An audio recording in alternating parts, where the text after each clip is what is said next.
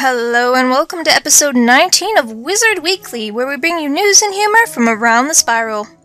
This week in the news, the first week of Wizard 101 Central's birthday bash is come and gone, and week 2 is coming to a close.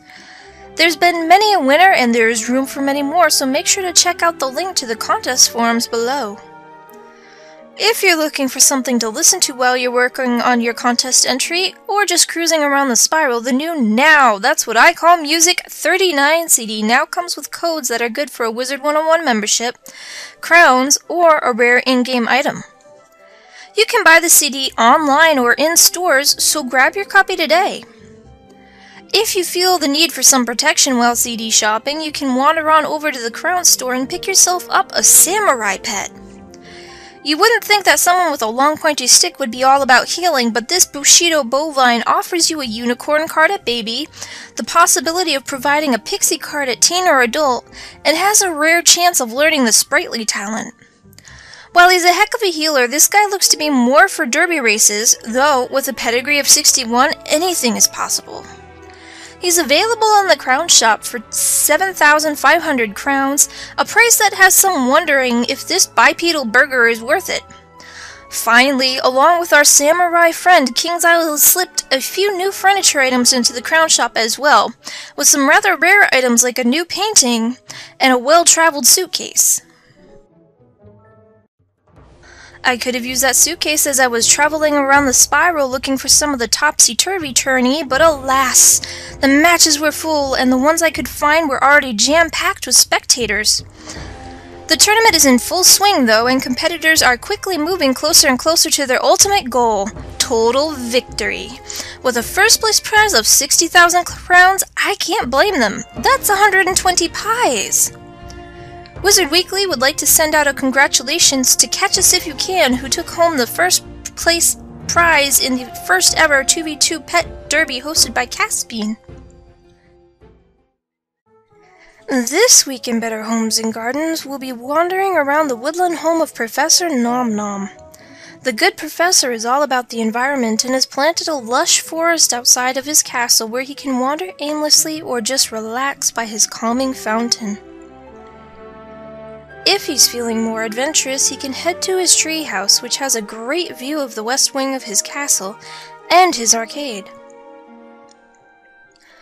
On the far side of the palace, there's a small nook where he can take a nap in the shade of his homemade forest or go fishing with his good friend Bill, the water mole statue.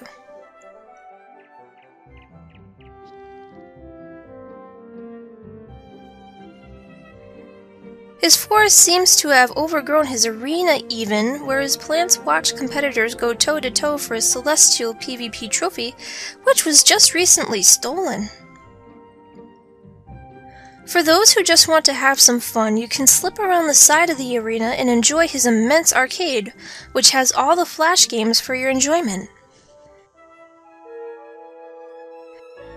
If you've had your fill of the outdoors, you can wander inside to the good professor's sitting room where he and his friends get together to chat about the times or discuss PvP strategies around his Kayanite statue, which stands proudly as the center of attention.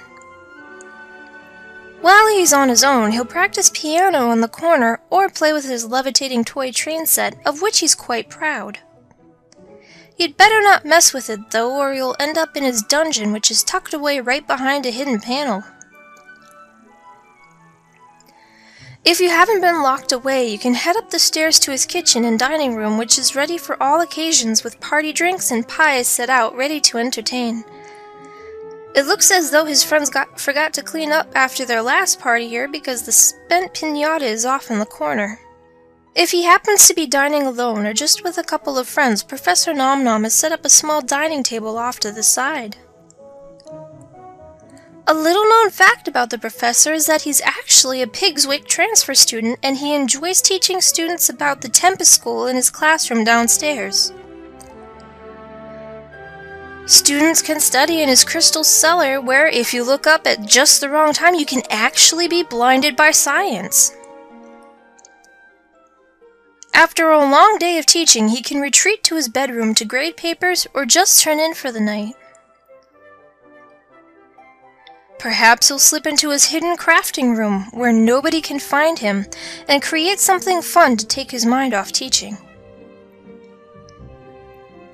If he really wants to get away from it all, he can head to his gigantic celestial room, where he's taken a break from the ordinary to create this tribute to the sunken world.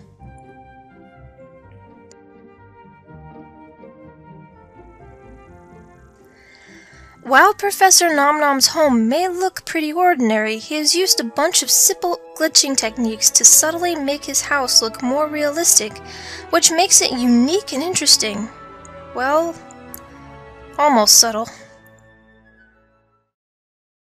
This week in Letters from the Spiral, we have a lot to talk about, literally and figuratively, as we dive into a question from MHT159 who wonders, do you think Wizard 101 should really crack down on the inappropriate language some wizards are using? I do think Kingsisle has been cracking down on this language. I mean, just last week they removed another handful of words from the usable dictionary to keep witches and wizards from swearing around the filter. Professor Greyrose has actually posted on the last few Ravenwood newsletters about the language problem, so you can kind of see them in action here. The thing is, they can't crack down too hard, otherwise they'll really stymie our conversations. Hunter666 actually posted just below your question asking if perhaps Kingsisle wasn't getting a bit too harsh with their text chat options, and I think they may have gone overboard here and there, but it's only because they were forced to by smart mouths who thought they would be cool and try and create new swear words. It's terrific that Kingsisle is taking up the responsibility of filtering these new swears, but yes, it does put a squeeze on the flow of conversation. However, this is not Kingsisle's fault. It's the fault of the other players who take it upon themselves to try and use new word combinations to create bad words, sentences, or phrases. There is a punishment system in place that's pretty fair. Don't quote me on this, but I believe your first offense gets you a few days of menu chat. Your second offense gets you temporarily banned, and the third gets you permanently banned. It's something like that, and it may seem a little harsh to some, but the thing is, you shouldn't be mouthing off like that in the first place, and if you haven't figured it out by the second time you've been punished, then perhaps you ought not be playing a children's game. Kingsisle's also had to put the foot down on our vocabulary because several clever witches and wizards figured out that they can create level 1s to swear and curse for them on a different account, so their main tunes face no repercussions for their bad language. You can't report their mains for cussing on their level 1 tunes without risking being slammed with a false report penalty, and once that level 1's account is silenced, they can just go out and make another one. These guys and gals are the reason we face such a strict vocabulary and why we keep getting words taken away from us. With that in mind, I do think Kingsisle has done a pretty fair job of policing language, and what they can't catch for themselves, they've pretty fairly modified the filter to strain out. Our next question comes in from Ohio1 who asks, do you think Kingsisle will ever create a one-on-one trading system? Kingsisle has stated time and time again that they will not implement this system.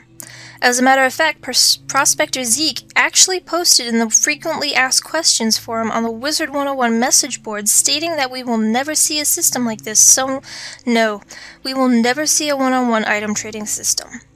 While that seems like a rather short answer to your question, it opens up another question in itself, a terrific question, and that question is, why? Simply put, a one-on-one trading system would create a lot of problems for both Kingsisle and for their players. First and foremost, it would devalue the sentimental worth of the items you have. Wizards have to work hard killing bosses time and time again to get their fat loot, and implementing a trade system where someone could just trade another wizard for an item that's as good as the one you killed Seatun 20 times over for really takes the awesomeness out of it.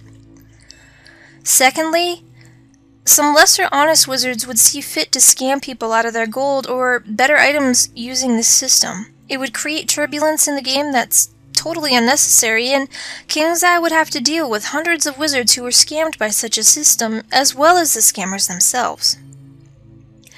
Thirdly, if you thought the spamming in the commons was bad now, it would be 10 times worse, at the very least, if we were able to trade items.